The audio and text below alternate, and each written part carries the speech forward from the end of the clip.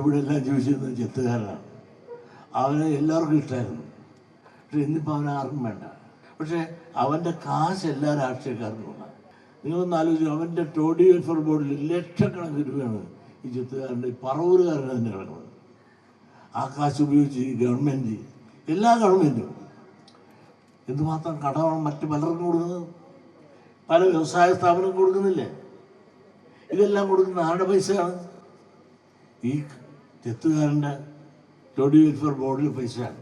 എന്തിന്? ദേശാഭിമാനി വരെ വളർന്നത് അതിലൂടെയാണ്. ഞാൻ SNDP പ്രവർത്തനത്തിനായിട്ട് 30 കൊല്ലത്ത് വന്നപ്പോൾ എന്നെ ഈ ചെത്തുകാരൻ തന്നെ കരികൊടി കാണിച്ച് എന്നെ ഓടിക്കാനും ശ്രമിച്ചിട്ടുള്ളതും ഈ ചെത്തുകാരൻ തന്നെയാണ്. ഇതൊക്കെ ഒന്ന് ഓർമ്മപ്പെടുത്തണ്ടേ? ഗൗരിയമ്മ മന്ത്രിയായിരുന്ന കാലത്ത്, TK രാമകൃഷ്ണൻ എക്സൈസ് മന്ത്രിയായിരുന്ന കാലത്ത് നിങ്ങളുടെ റേഞ്ച് എടുക്കാൻ ആരുമില്ലായിരുന്നു. അസംബ്ലി നടക്കുകയാണ്. CPI സംഘടന നടക്കുന്ന കാലഘട്ടം. ആരുമില്ലാഞ്ഞിട്ട് രാത്രിക്ക് എന്നെ വിളിച്ചു കൂട്ടി ആരെയും കൊണ്ട് എടുപ്പിക്കുന്നു പറഞ്ഞിട്ട് ഞാനിത് ഒരാളെ കൊണ്ട് എടുപ്പിച്ചായിരുന്നു.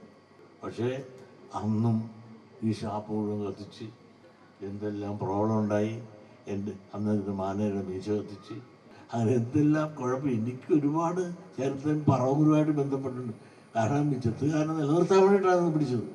അന്ന് CPI CPM സംഘടനമല്ല, അവർ തമ്മിലുള്ള ചേട്ടനും തമ്മിലുള്ള പോരാണ്.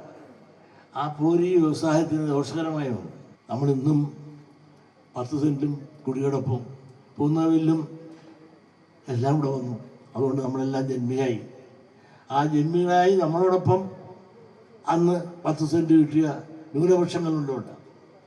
അവരെവിടെ എത്തി? നമ്മളെവിടെ കിടക്കുന്നു? അന്ന് നമ്മളോടൊപ്പം ഭൂമി കിട്ടി ക്രിസ്ത്യാനിയുണ്ട്, മുസ്ലിമുണ്ട് 10 സെൻറ്റ്. ഇന്നും നമ്മൾ 10 സെൻറ്റിൽ കിടക്കുന്നു. പക്ഷെ അടുത്തൊരു സ്ഥലം പോലും മേടിക്കാൻ നമുക്ക് സാധിക്കുന്നില്ല. പക്ഷെ ന്യൂനപക്ഷ സമുദായങ്ങൾ സർക്കാരിൻ്റെ സ്വാധീനം ചെലുത്തി അവർക്ക് വേണ്ടി പാർട്ടി ഉണ്ടാക്കി അവരെല്ലാം ഇവിടെ നിർത്തി. ജാതി പറഞ്ഞുകൊണ്ടല്ലേ ഇവിടെ പാർട്ടി ഉണ്ടാക്കിയത്. മുസ്ലിം ലീഗ് എന്ന് പറഞ്ഞാൽ ആരാണ്? മുസ്ലിം ലീഗ് എന്ന മുസ്ലിം കൂട്ടായ്മയാണ്. ആ കൂട്ടായ്മയ്ക്ക് വേണ്ടി എല്ലാ പാർട്ടികളും വീശി കൊടുക്കുകയാണ്. ഈ രാജ്യത്ത് സമ്പത്ത് അവർക്ക് കൊടുക്കുകയാണ്.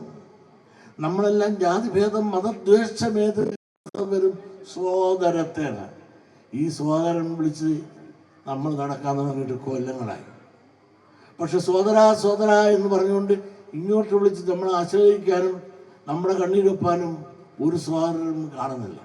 ഇപ്പം ഇവിടെ വോട്ട് ബാങ്ക് രാഷ്ട്രീയമുണ്ട്, ആദർശ രാഷ്ട്രീയം മരിച്ചുപോയി, അവസരവാദ രാഷ്ട്രീയമുണ്ട്. വോട്ട് ബാങ്കായി നിൽക്കുന്ന സമുദായം ആരോ അവരെ സഹായിക്കാനും അവരെപ്പെട്ടവരെ സ്ഥാനാർത്ഥിയാക്കാനും എല്ലാ മുന്നണികളും പരസ്പരം മത്സരിച്ചപ്പോൾ എന്നും തഴയപ്പെട്ടതും നശിപ്പിക്കപ്പെട്ടതും ജനാധിപത്യത്തിൽ ഇല്ലാതെ വന്നുകൊണ്ടിരിക്കുന്ന ഒരു വിഭാഗം ഈഴവരാണ്. ഒരൊറ്റ MLA ഉള്ളു, ബാബു. എവിടെ പോയി ബാക്കി കോൺഗ്രസില്ല? കിടപ്പാടം ഇല്ലാത്തവരുടെ ലിസ്റ്റ് എടുത്താൽ ഏറ്റവും കൂടുതൽ ഈഴവരാണ്. ഇതിനൊന്നും ഒരു പരിഹാരം കാണാനും യുദ്ധകാല പരിസ്ഥിതി അതിനുള്ള പരിഹാരം കണ്ടെത്താനും ജനാധിപത്യത്തിൽ വന്ന ഒരു ഗവൺമെൻറ്റും തയ്യാറാകാത്തപ്പോൾ തയ്യാറാകാത്തതിൻ്റെ കുഴപ്പം നമ്മുടെ തന്നെയാണ്.